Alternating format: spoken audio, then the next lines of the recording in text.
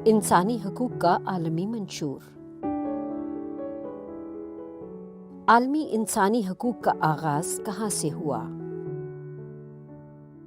दूसरी जंग अजीम के बाद ये वाज़े था कि इंसानियत पर जंग के साए को दोबारा पड़ने की इजाज़त नहीं दी जानी चाहिए।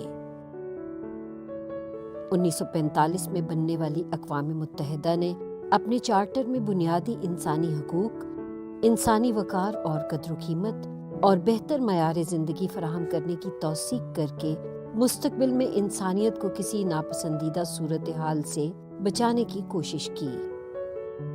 आने वाले बरसों में अक़वाम मुत्तहिदा की रुकन रियासतों ने इस चार्टर की इंसानी हकूक से मुतल्लिक शिकों को मुरतब करने की जिद्दोजहद की और उन्हें एक अलग दस्तावेज़ के तौर पर पेश किया। एक बाहमी मकसद पर इत्तफ़ाक़ राय होने में 3 बरस का अरसा लग गया। 10 दिसंबर 1948 को अक़वाम मुत्तहिदा की जनरल असेंबली ने इंसानी हकूक़ के आलमी मंशूर को तमाम अफराद और तमाम अक़वाम के लिए एक अमूमी मायार के तौर पर इख्तियार किया। ये एक अजीम इर्तकाई मरहले का आगाज़ है। ये पहला मौका है कि अक़वाम आलम की मुनज़्ज़म बरादरी ने इंसानी हकूक़ और बुनियादी आज़ादी का आलामिया जारी किया है। इसे अक़वाम मुत्तहिदा की बॉडी ऑफ ओपिनियन की तायीद हासिल है और दुनिया भर के लाखों लोग बशमूल मर्द, औरतें और बच्चे इस दस्तावेज़ से रहनुमाई और मदद हासिल करेंगे। अगरचे वक्त ही इस तकरीब की अहमियत का तयन करेगा, ताहम ये पूरे वसूख से कहा जा सकता है कि ये आलामिया इंसानी तारीख़ में एक मुस्बत संगे मील की हैसियत से अपना मुकाम बनाएगा। ये मंशूर तमहीद के अलावा 30 शिकों या आर्टिकल्स पर मुश्तमिल है। इसमें वाज़े अल्फाज में ऐलान किया गया है कि तमाम इंसान आज़ाद पैदा हुए हैं और अपने हकूक और शख्सी एहतराम के एतबार से बराबर हैं। इनके माबैन कोई तफरीक रवा न रखी जाएगी। हर शख्स को अपनी जान, आज़ादी और ज़ाती तहफ़्फ़ुज़ का हक हासिल होगा। ग़ुलामी की इजाज़त न होगी। जिस्मानी अज़ियत, इंसानियत सोज या ज़िल्लत आमेज़ सलूक और सज़ा नहीं दी जाएगी। कानून सबको तहफ़्फ़ुज़ फराहम करेगा। किसी शख्स को बग़ैर कायदे के नज़रबंद, गिरफ्तार या जलावतन नहीं किया जाएगा। मुकदमात की समाअत आज़ाद और गैर जानिबदाराना होगी। निजी ज़िंदगी, खानगी ज़िंदगी, घर बार और ख़तो किताबत में मुदाखलत नहीं की जाएगी। नक्लो हरकत की आज़ादी होगी। दूसरे मुमालिक में पनाह ढूंढने और इससे फ़ायदा उठाने की आज़ादी होगी। कौमियत का हक हासिल होगा। शादी करने और घर बसाने का हक हासिल होगा। जायदाद रखने का हक हासिल होगा। आज़ादी फ़िक्र, आज़ादी ज़मीर और आज़ादी मज़हब का पूरा हक हासिल होगा। अपनी राय रखने और इसके इजहार की आज़ादी होगी।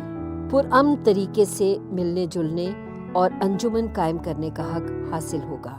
हुकूमत में हिस्सा लेने का हक हासिल होगा। कामकाज करने का हक हासिल होगा। आराम और फुर्सत का हक हासिल होगा। खुराक, पोशाक, मकान और इलाज की सहूलतें और दूसरी ज़रूरी मुआशरती मराआत का हक हासिल होगा। तालीम का हक हासिल होगा और अपनी कम्युनिटी की सकाफ़ती ज़िंदगी में आज़ादाना हिस्सा लेने का हक हासिल होगा। ये इंसानी हकूक़ किसी ख़ास मुल्क से मुतल्लिक नहीं है, ना ही ये अच्छे रवैये का सिला है या किसी एक दौर या समाजी ग्रोह से मखसूस है। दरअसल ये हर रंग और नस्ल के इंसानों के बाहमी हकूक़ हैं, चाहे वो किसी माजूरी का शिकार हो या ना हो, चाहे वो शहरी हो या तारकीन वतन हो, चाहे उनकी कोई भी जिन्स, कोई भी समाजी रुतबा, कोई भी ज़ात और अकीदा और कैसा भी जिनसी मेलान हो।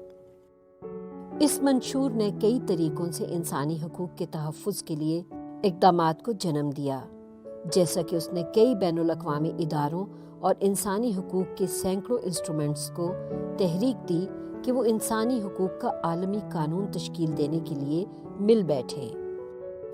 इस मंशूर के असूल तर्क नो आबादियात या डीकोलोनाइजेशन की जिद्दोजहद की हमायत करते हैं اور اقوام متحدہ میں شمولیت اختیار کرنے والے ممالک کے دساتیر میں متعارف کرائے گئے ہیں۔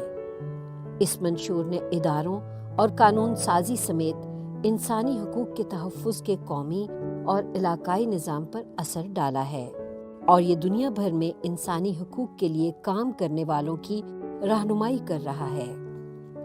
آج یہ منشور 500 سے زائد زبانوں اور بولیوں میں دستیاب ہے اور دنیا میں سب سے زیادہ ترجمہ ہونے والے دستاویز کی حیثیت سے گینیز ورلڈ ریکارڈ میں جگہ بنانے میں کامیاب ہوا ہے۔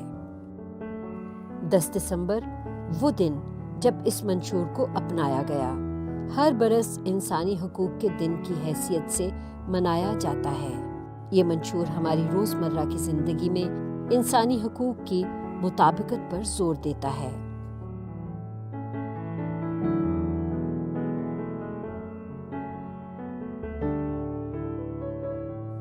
آخر عالمی انسانی حقوق کا آغاز کہاں سے ہوا؟ اس کی شروعات ہمارے گھروں کے نزدیک واقع چھوٹے چھوٹے مقامات سے ہوئیں، ایسے چھوٹے مقامات جو دنیا کے کسی نقشے میں دکھائی نہیں دے سکتے۔